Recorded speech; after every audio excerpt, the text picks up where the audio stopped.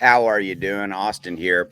So, want to do a real quick video for you, just kind of talk about the overall state of the union with crypto in general and what I see happening in the next 3 or 4 or 5 days. As you can tell, I am definitely not at my normal location. You can see behind me right there, that is the lake. That is actually the Lake of the Ozarks.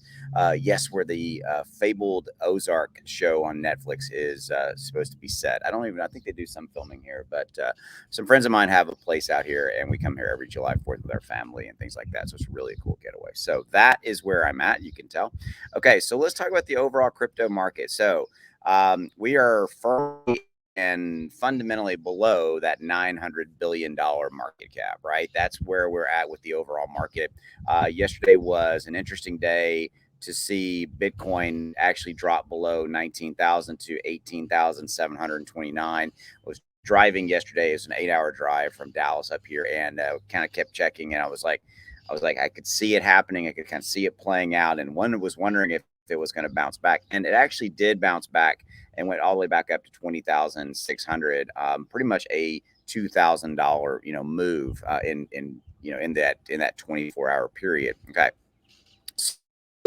the overall state of the union with crypto, I think firmly is going to be a little flat or soft this Thursday, Friday, leading into this weekend. Because here in the United States, we've got a pretty massive holiday with the July 4th holiday, our Independence holiday.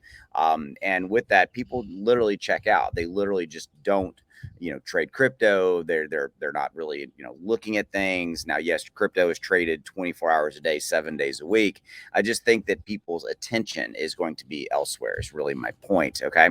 Been doing this for a long time, and that is really my 2 cents. Now, I could be called wrong. It could be some kind of an event happen, some type of a macro event. We'll see.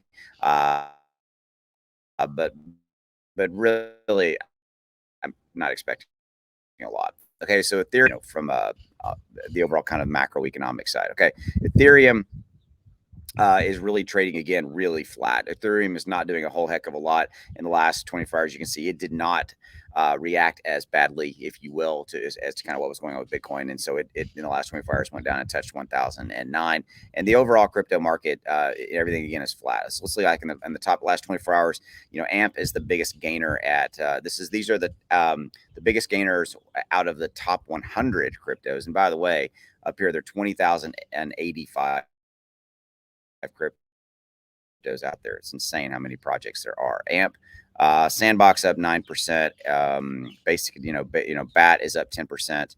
Just kind of looking here to see Cosmos up 5%, but you can see there's not a lot of movement, right? There's just not a lot of major flyers or things like that. Now let's see that from the down percentage. You have Terra Classic USD starting to move back down.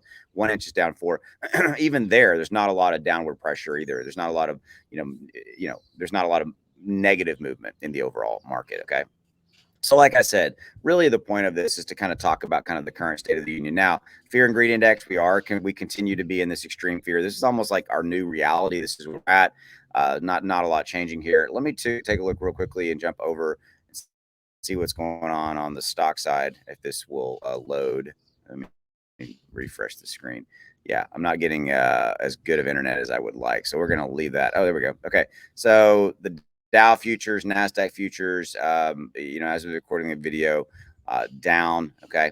Supply chain issues ease significantly. And there you go. That could be interesting. Supply chain issues have eased significantly. Inflation could be next, meaning it could be easing. I don't really envision that. I think it's going to take a while for inflation to move away as the main centerpiece story of what is going kind of wrong in the overall stock and crypto markets. It is inflation. That is the one word that really it comes down to, because it's inflation, i.e. everything costs more money, right? Fuel, petroleum, groceries, everything costs more money, and everything in our daily lives costs more money. That creates fear, uncertainty, and doubt, which is why you see this extreme fear number always in this 11 to 12, 13. That is a big boat. I don't know if you can hear that. He's literally on the other side of the lake, and I can hear him. It's one of those big, huge, like cigarette racing boats. They got a lot of those here on this lake. Man, that was loud. I don't know if you guys could hear that or not. But yeah, extreme fear. We're used to this, guys. This is kind of what our normal reality is. So like I said, this is where we're going to be for a while. I fully expect this to continue. But just right now, hey, I'm going to take it as a win that we're not massively down. And I think we're going to be soft and flat for a while, guys. So with that said, take it easy. Have a good one. Thanks for giving me a few minutes of your day. I appreciate you.